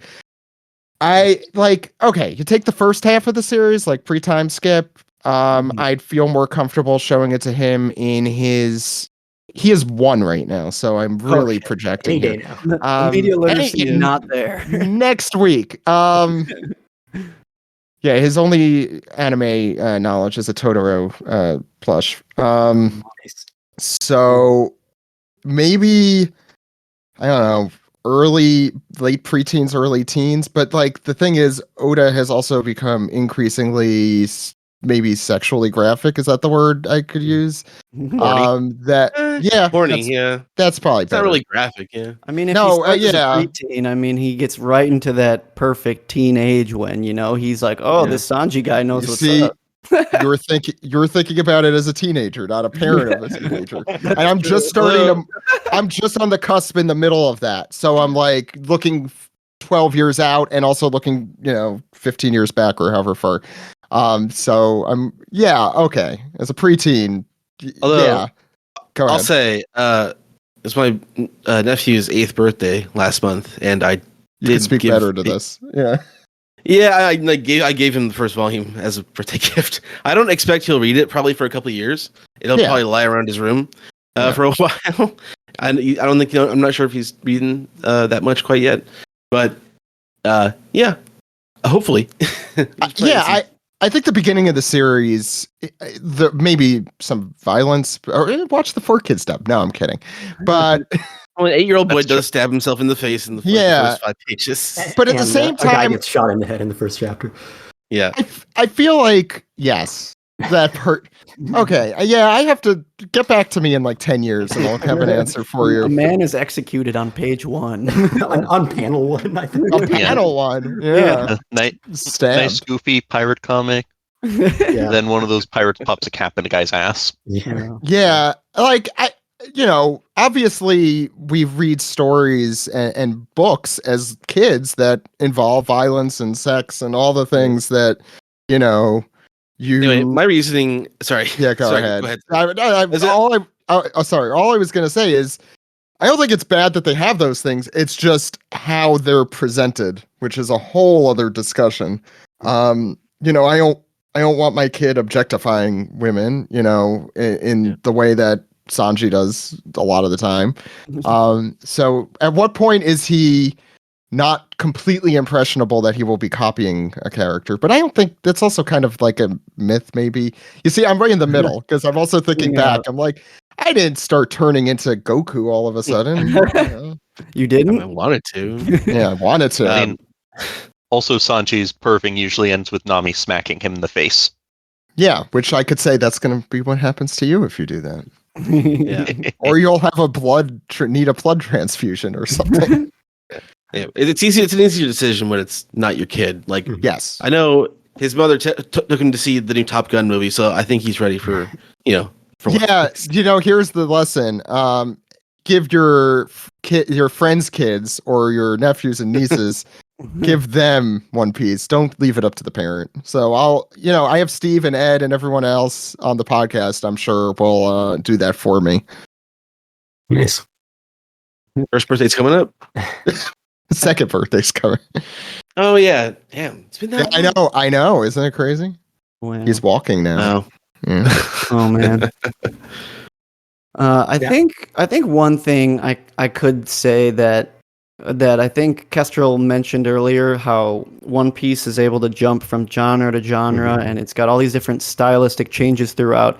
I guess you can use that kind of as a linchpin, that One Piece is unique in that there's almost something for everyone. If you're into anime at all, like you said, action is king, and people are going to flock toward good animation, and like you said, by Wano, that is locked in, you're good. But to get there, you need to be like, oh, well, are you into, well, there's this whole like spooky thriller bark arc if you're into zombies and stuff, or like there's all this and that. It's just about taste making in a way, and doing what you can to get somebody at least in a foot in the door, a foot on the ship. That's all you really need. I mean, the manga is definitely the foot you want to put in first. And then, I say this having caught up with the anime, I do think the manga is a much swifter and overall better ride. It's just such a tight, well done story generally. Thriller Bark, I'm thinking in particular, is so well drawn. I think that's like some of his peak art. Yeah. All right. How do you think the One Piece fan base differs from other manga and anime fan bases? I'm not in many other. Yeah. I don't know. I feel like it differs less as the more popular it gets. Yes. I think it used to be very different. We were the outcasts, I think. Well, I think because of its longevity, a lot of people who get into anime end up getting into One Piece, or they have opinions about One Piece. They've seen some One Piece. So I feel like, those numbers only go up at this point. I just realized we're anime hipsters. We're like the people who are like, I was watching One Piece before. I don't know what the kids like these days. TikTok. They like TikTok. Sure. That's probably the way to get kids into One Piece nowadays, is to do like a minute-long TikTok where you just say, you use the automated lady voice. She's like, I just read 500 chapters of One Piece. These are my favorite panels. And that's true. I mean, we have a whole new generation of people on our show. Like, it's really cool to just hear how cool anime has gotten. Since I think we're all kind of the same generation, at least. Anime was not cool when I was in high school or middle school. But it is. I think it is now, from what I'm hearing. Yeah, you could say every famous athlete loves anime. Right. That's because in the Olympics, people were doing that's a big thing to show how crazy One Piece has gone. 2 Olympic winners did One Piece poses on the medal stand. I think that's insane. Yeah. It's like, I think the only thing I could think of that might be different between One Piece and other anime fandoms is, I think, how wide ranging it has become, which I think only like very, very few series hit that level. I think, there are a lot of series that have cult followings, which I think One Piece used to be. I think it's definitely pierced beyond that, to use a Gurren Lagann reference. Whoa, fight the power. Exactly, it has. It has. It's bigger than the galaxy now, or however big that thing got at the end of the series. Yeah. I think in general, every fandom has its good and its bad, especially when it gets as big as something like almost any shonen fandom. If you go on Twitter and see what people are talking about, it gets pretty toxic, And I think I've been lucky that most of my exposure to One Piece online has been through artists creating original art for their favorite characters and people just sharing their thoughts on recent episodes and the animation. And so I've been lucky enough that I really haven't seen the toxic side of the fandom, but that is bound to change as now that I'm in the trenches with everyone else. But You're welcome. I'll say generally, the mute button and the block button or whatever you're using on whatever social media or whatever really, I think, help curate that, because of course there are toxic parts of the fandom, but I almost never see them, and I am very, very connected. We have a lot of the fandom talking to us or emailing us or whatever it is. So it's doable. You could do it. I think you could have a good time. There's a very, very I have to say overall I've had a very positive experience with the fandom. Bad apples included, but I think there are many other fandoms for other shows that are percentage-wise probably much more toxic. Everyone's just trying to have a good time, I think, and I think a lot of people get most of the messages from the series, and the people who don't are not reading the same series that we are. I think. Yeah, media literacy on the internet is pretty low. I had no idea. But if you have any level of it, it's kind of hard to be one of those nastier fans and like One Piece. Yeah. I mean, they manage. They figure it out. If you have any level of media literacy. Toxicity finds a way. Yeah. Again, they exist, but I have blocked all of them, I think. Yeah. Honestly, that's the way to go. Yeah. I mean, at first you'll think about it for a day, and then you'll forget that person existed, which is good. Well, and hopefully they could improve on their own and learn some media literacy. But until then, I don't really need to be in that. Well, like you said, you started the podcast because you needed anyone to talk about it with, and I think that's really what it comes down to is just find your circles and enjoy. I mean, I think about that with any media. Anime in particular, I feel like the reason anime conventions are so big and anime clubs, and there's something about the anime and manga community where finding a community is so crucial. Toon Zone, for example, Arlong Park forums. Growing up, I think also just the fact that anime was so ostracized back in the day lent this it was a place for all the nerds to go and talk about their, I helped found an anime club at my high school. Ed, I know you were the president of the anime club in college. Yep. As well. Yeah. So obviously for us, we like making those communities around us, but I think with the internet, with the advent of social media as it exists today, it has definitely blown that up in a completely new way, to the fact that the communities we're building are, for lack of a better word, mainstream. I forgot where I'd started this sentence, but I'll stop it there. Well, I think you're right in that just the avenues that fandoms communicate and congregate has changed so rapidly with social media and stuff. So, I mean, just a year or two ago, I became a Twitter mutual with someone about anime. I can't remember if it was Hunter x Hunter we were talking about or whatever. And I later come to find out 2 years later, I find some local friends, and me and this person in that friend group realize we are those Twitter mutuals from 2 years ago that were talking about anime together. And it's This could not have happened 10, Yeah. 20 years ago. Yeah. It's just Yeah. so surreal. So I different. mean, this is a great example. Kestrel, apparently, we were like crossing paths like 15, 20 years ago, whenever that was. Yeah. No, it's nuts. Now that I think about it, I think Kestrel, I think you and me are Facebook friends, which is weird because I haven't used Facebook in like 6 years. Yeah, I think that's true.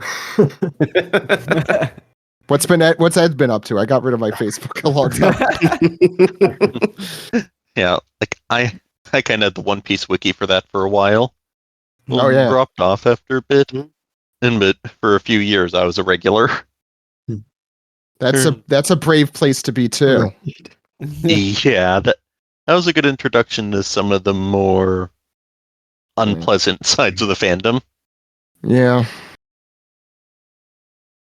So when is the One Piece podcast going to make their own wiki like Kanzenshu is? We try to. It's a lot of work. I don't really have that skill set. Zach writes for a living. Yeah, I am.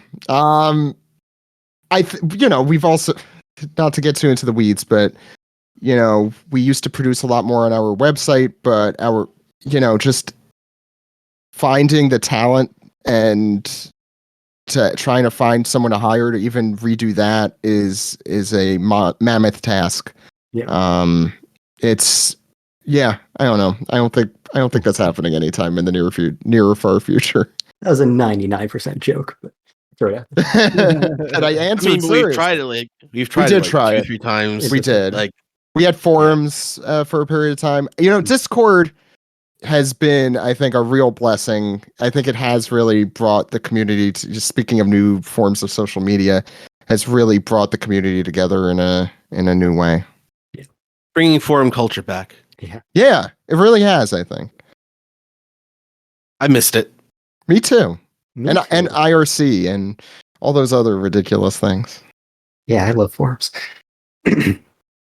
Remember getting my first invite to LiveJournal back in 1999. Or Zanga or GeoCities. Something like that, yeah. What was the other one? Angel Fire? Mhm. Sorry, I'm just Yeah. naming things. Wow. Now, Skyler, I think you had wanted to ask some questions about Film Red back before any of us thought we were going to be seeing it anytime soon. Now only you and I have watched it, so it might not be the best time to ask. Timing didn't work out quite well enough because Yeah. sees it in a few days. So is there anything vague that you wanted to talk about there, or just move on? Well, I mean, what do you guys think about Film Red's explosion? And I've been following the numbers, and it's currently the 9th highest grossing movie in Japan's history. They Period? beat out, yeah, counting foreign movies. Wow. Oh, wow. Let me find the numbers. Here, See, that was that reminds me of because the first time that One Piece's popularity, really peaked was while we were doing the podcast was during Strong World. Strong World. I think that was a big surge, And Marineford was and- going on. Yeah. and ended up being super successful. So I really think that really sort of that fuels the longevity of the property and keeps it in sort of the cultural marketplace there. I think Especially when things succeed like that. And I think the fact that they've been able to mix a One Piece movie with this idol culture and this VTuber Yeah. stuff Yep. I think it's just riding a wave of what's popular. I think in And Japan Shanks. right now. Which is- Shanks is always popular. right. Oh, yeah. right, despite having been in 10 non-flashback chapters. I know. Right. Don't get me started. I love the memes that are just like, Shanks shows up, says something mysterious, leaves for 500 chapters, shows up, Yes. stops a war, says, "All right, see ya," leaves for 500 chapters. we have a guest who's been on the last few times, Rustage, who's a rapper and producer, and he's making a Shanks song, and I'm just like, I was thinking to myself, what could you talk about? He's only been in 5, but from what I've heard, it's very good. But I was just he isn't in it that much, but he's very popular. Everyone likes Shanks. Yeah. I mean, it goes a long way when you're hot. I mean, come on. Yeah. Yeah, And there's that and first missing an chapter. arm. In just that first chapter, one of his crew casually shoots a dude. Yeah. He says, "We're pirates. What'd you expect? It's How do you not That- like that guy?" it is a very good Lucky Roo. Mhm. Or I mean, it Shanks, is- his crew in general. Oh yeah. It's a very impactful first chapter for a series too.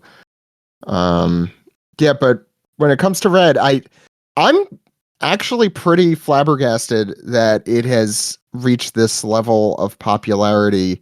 I kind of thought, Strong World and Zed did really well at the time. Like I remember lines down the street, people lining up to see it, especially post 2020. I wasn't expecting to see a One Piece movie kind of beat that, insanity. And Gold they like really tried to promote as well, and it didn't really hit like Red or even like Zed. Yeah. So Like, I'm Zed yeah. was the next highest, I think, and Red beat out its gross in like a couple weeks. Yeah. Wow. I'm very pleasantly surprised, but very surprised. I maybe it's the anime.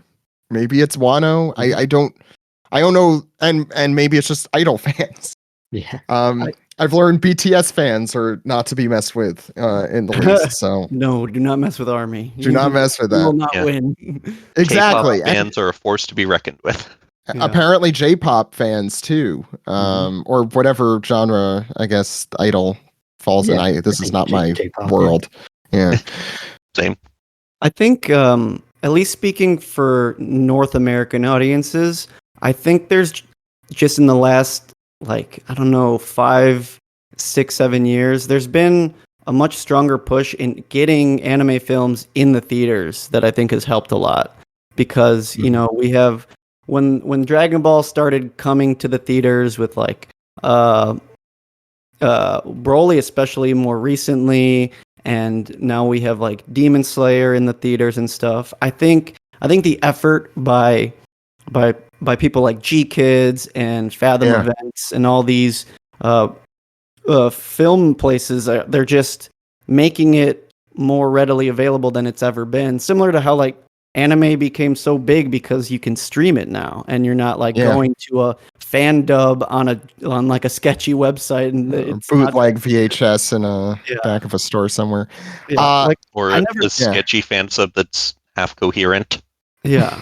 Like I never thought in my wildest dreams I'd be able to see a Masaki Yuasa film in theaters in North America. And like that's a thing now. So I mean I'd even shift. I agree with that. And for the recent Dragon Ball movie, didn't it get number 1 in the domestic in the US box office? I think just the wide releases. I think these series have always had the potential to really blow up, particularly with the movies. I think for the first time, companies like formerly Funimation, Crunchyroll, they're really putting their money where their mouth is now, and they're actually giving these series a real shot that I think they've deserved for a very long time, and it's amazing to see it actually paying off. I look forward to the American run for Red, and hopefully it'll do well. Yeah, definitely. And I think might be also some that the Japanese companies are looking harder at foreign audiences. True. Like with how hard Toei has been in promoting Film Red since it came out. True, yeah. There's the Times Square thing, all the promotion in the Anime Expo. They had a separate booth for it in the exhibit hall. Yeah, and I'm sure the Dragon Ball movie is going to shift Toei's thinking even further, given its success. I'm very curious to see where things go in the next few years. I mean, money at the end of the day will make things happen. I had no idea. Newsflash. I'll say, without spoiling anything, Film Red feels like the kind of movie that could explode. That kind of real crowd pleaser. Yeah, for sure. That's good. Yeah. I'm glad. Yeah. I look forward to seeing it still. Yeah. The rest of my questions are specifically about the One Piece podcast for the two of you.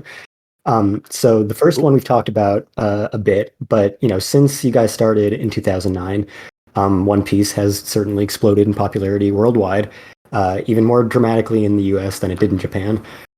So what changes have you observed in the profile of the series in that time?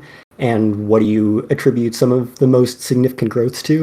And you've touched on a lot of this already, so if there's just anything else to add to that. I mean, it's completely different. Yeah. Right. That's a short answer. Yeah. Is it the fandom looks absolutely nothing like it did even 5 years ago. Yeah. Ed, I don't know if you have. I don't know. I think every time, like, the movie is getting such wide berth. I think in the theaters is it's going to be going forward really big. I think coming off of Red, especially in this country. I think Oda's further involvement in the films is probably one of the best investments he's made in the popularity of the series over the last, well, since we started the podcast, really. I mean, that's really when it started. Yeah. That year.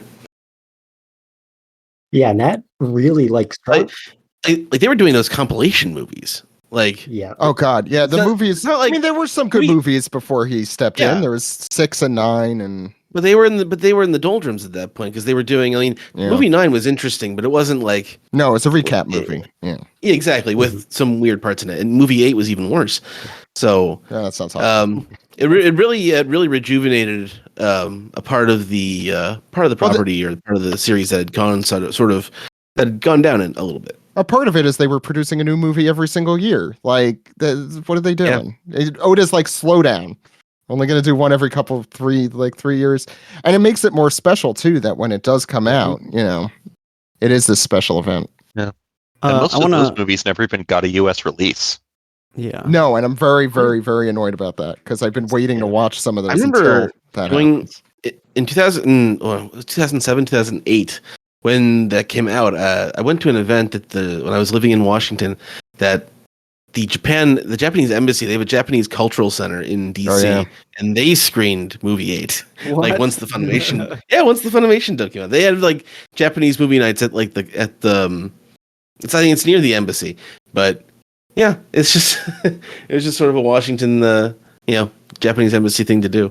It was interesting. It was more like being in like a college auditorium with like a screen. But I mean, that's kind of Sorry. I want to make a bit of a sidebar since we're talking about the films. As someone who only really stuck to the source material to get caught up. What movies would you say are watching out of all the One Piece films? I would definitely watch movie 1. I love the way that it's animated, and it really embraces the spirit of early One Piece and the early One Piece anime. That has completely different voice actors. It was production IG, right? No, not the OVA. That's the OVA. That's the OVA. Sorry, go ahead. Yeah, One Piece the movie. That first movie is very.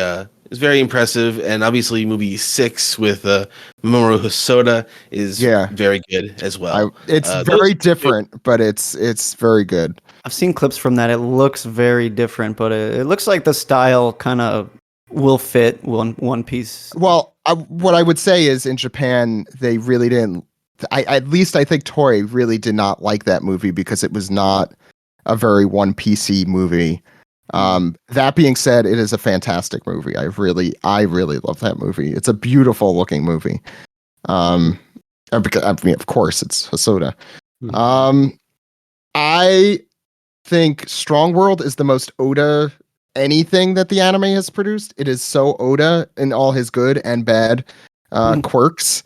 It's worth a watch for that reason. I love the hell out of Zed. I think I've seen people with different opinions as well, but that movie makes me cry. Old men crying makes me cry. I would recommend watching the dub of Film Gold if you haven't been watching much of the dub. Okay. I think Keith Silverstein does a great job as the villain Gil Tesoro in that one. The music is the best music in the series in Gold. That's for sure. Yeah. And they adapt the songs, I think, in that. The opening number, at least. Stampede. Stampede. If you just like no story and just action with every single character. But otherwise, it's fan service. The movie, but not fan service in that way. Fan service in the here you go. Here's everything you wanted to see. Way. Yeah, in the Marvel way. Exactly. That is Stampede is a Marvel One Piece Stampede movie. is like an Avengers movie. Yeah. Yeah, it really is. If you're into that, cool. If you're not, also fine. Okay. Desolate battlefields and CG. Yeah, I don't know. That movie I have very split opinions on. It's fun. It is fun. It is entertaining, but I like the end, but that's it. All right. Next question. So the One Piece podcast will almost certainly hit 1,000 episodes before the series is over. Even before This is that, the first I'm hearing about this. I mean, you really think he's going to wrap it up that quickly? Because you guys, No, do episodes on I'm more talking about us. You don't think you're already Yeah. 3/4 of the way there? Yeah, at this point we might as well. Yeah. So you're 3/4 of the way there. And each of your episodes runs several hours, and each episode of One Piece is only 24 minutes, and the manga takes a lot less than that to read a chapter. And then you have your spin-off series that don't even factor into your episode count. So despite starting 12 years into the run of One Piece, there's already significantly more One Piece podcast content in terms of running time than if you combine all of the One Piece manga, anime, films, and everything. How does that feel? Wow. Dropping bombs. Yeah, I was gonna say this is just I feel like I've been called out. Intervention.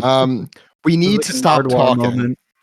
We need to stop. Can't stop talking. No. Yeah, but I just love talking to these guys so much. Yeah, me too. I don't know what to say other than woo. That's great, I guess. We got that. No, I'm very. I never thought we would still be doing this in the year 2022. If you had asked me, well, maybe a little bit of me would hope, but I did not imagine. Yep. Podcasting was not quite the game it is today. Back then. No. It's been fascinating to watch something like that from scratch. Now, I think it's fair to say that your podcast is the most successful fan podcast dedicated to a single manga or anime. How do you think you've managed to rise above the rest and achieve that level of success? I want the stats on that. Can you send that to me? I mean, it feels that way anyway. I really have no idea. The thing about podcasting, and I'm sure you guys could attest, is there's no real good way to get a idea of how many people are listening, especially comparative to other, shows. Like, I have no idea how we're really doing. That being said, I've said this before in other shows too, but my recommendation to people, if you want to make a successful podcast, is to find something that has no other podcast. It's niche, which One Piece was at the time, and just have a consistent release schedule. Just release every week, every month, whatever, every day, whatever the hell you're able to do and commit to. Plan ahead to make sure that you can do that. And I think that's helped because when you could rely on something happening every week, I think One Piece is actually a good example. You're bound to build up an audience, whether or not whether you're a hit manga series or talking about a hit manga series. Yeah. All right. What have been your proudest moments doing the podcast? Yeah. I mean, well, the Japan trip, my proudest moment was the anime fans give back to Japan. Yep. Oh yeah, that was 11 years ago now. Yeah, that was my first exposure to you guys actually, because I watched that before ever listening to the podcast. Oh wow, yeah, God, it feels like a very distant, drug-induced memory at this point because I was also up for 24 hours. Still, the only time I have taken a 5-hour energy drink and I thought I was going to die. That part I didn't like. They call it 5-hour energy because that's how long you live after you drink it. Yeah. I wish I was told that before. Zach can handle anything harder than a black tea. No, I really can't. I'm drinking that right now. Could you explain that event a bit? I don't know exactly. Yeah, so right after the tsunami, this is way before streaming was like a real thing, right? I like 2011. Like I don't streams, think No, I Yeah. don't think Twitch was the thing yet. Oh, yeah. yeah, Twitch was just absolutely TV, not a thing. Not even. God, it would have been great to have the technology that exists today and do that. We could have done something really awesome and and still have it available for people to watch. We did Still two of raised, these, like $40,000 at the end of 40,000. yeah, over two Wow. events. We did 20-something thousand the first one and 10, 15 something. Actually, it was like 2.5 events because we did another one a few weeks later. Oh, we did. I don't even remember. It's all. I think there was a lot of people who wanted to be on, so I think we did a second one like shortly after the first one, briefly. Yeah. Not a 24-hour stream, but like 7-8 hours, I think. I'm proud. Oh God, there's a lot I'm proud of. We did a documentary. I did one with Greg in Japan. We interviewed Oda's homeroom teacher. We saw his high school and middle school. We spoke to an animator. You went to the Barate, the real Barate. I went to the inspiration. He says of Sanji, but it's actually Zeph. I'm almost positive that person was Zeph and not Sanji.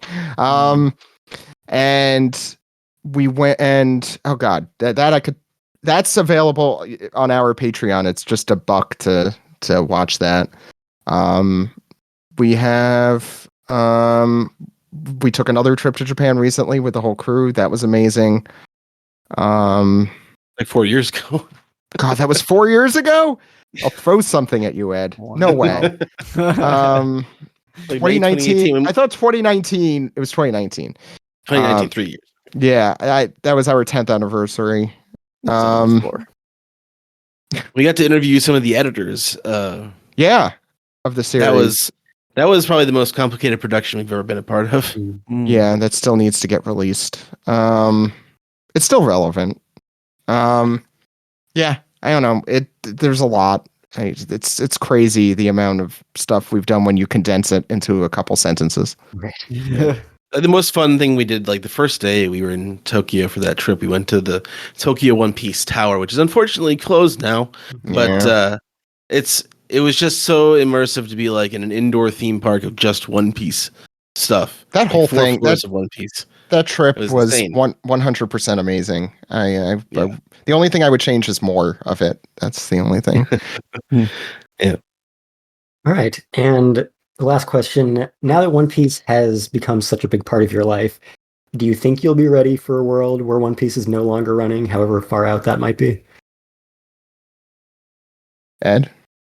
Oh, well, I don't know. I feel like it'll always be there to revisit, you know. Yeah, I don't. Yeah.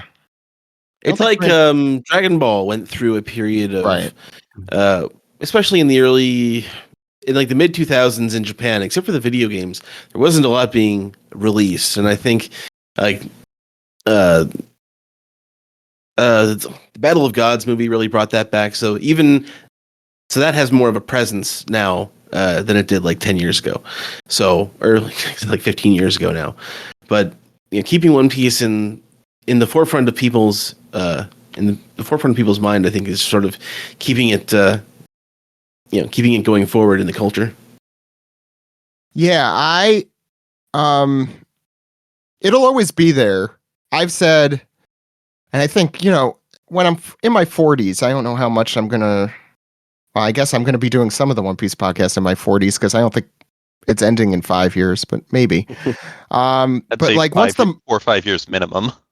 I think once the manga ends, it'll be a very different landscape for One Piece. I don't know what that will look like, but I'm okay with stepping away from it one day. I think our co-host Steve has put it like, there's nothing that's going to be like this ever again. For us, certainly. And we've talked about that before as well. Nothing's going to be like this for Oda ever again either. No, like he's created his life's work, and I think he's okay with that. Yeah, I think the podcast is, if not my life's work, certainly one of them, and I'm also okay with that.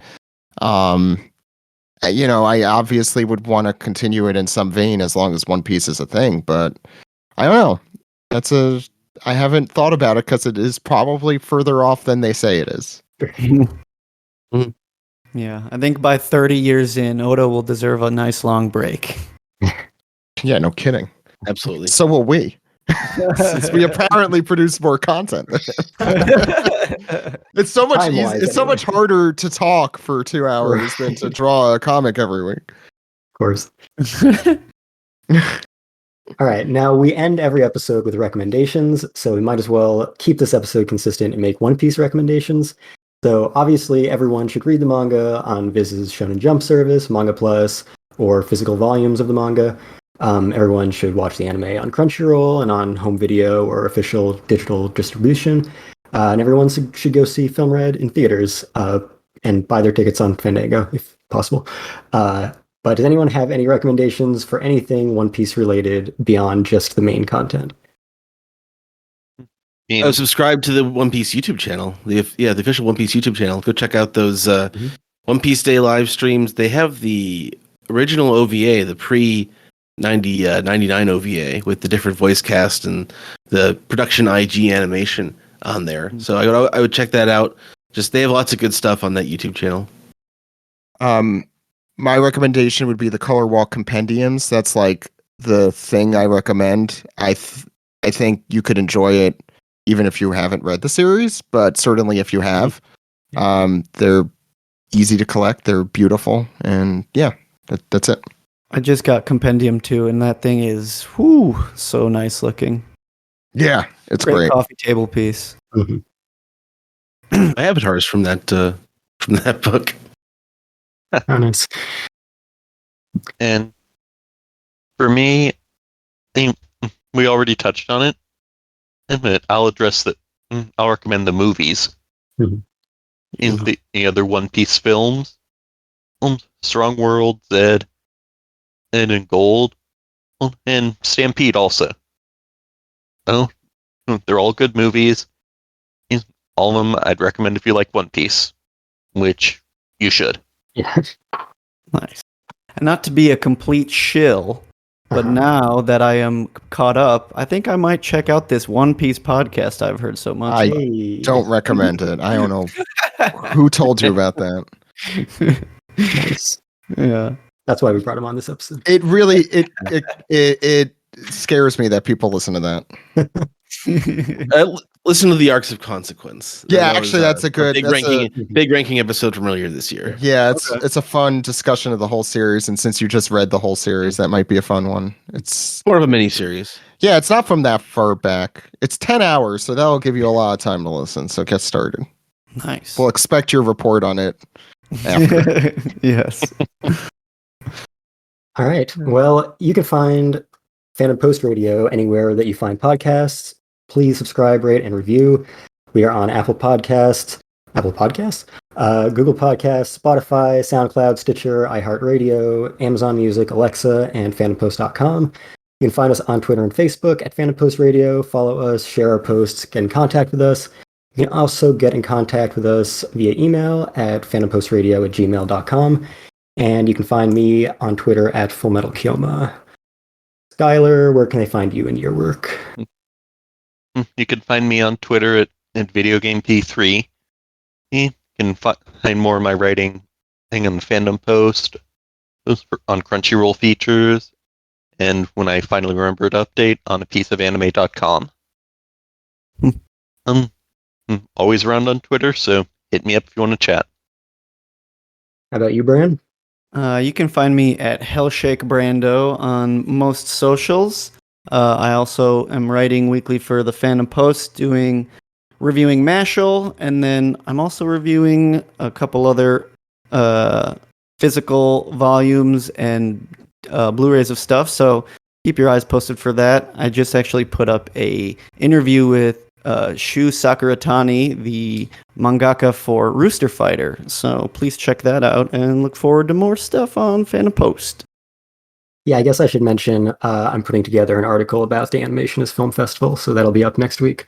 And I have a few interviews in there. And also I'm reviewing Chainsaw Man every week, which is a lot. Yeah. And you can also catch my review of Film Red at fandompost.com. That's right. Nice. Some spoilers, but I mark them. Yes. Zach and Ed, where can they find each of you and the One Piece podcast?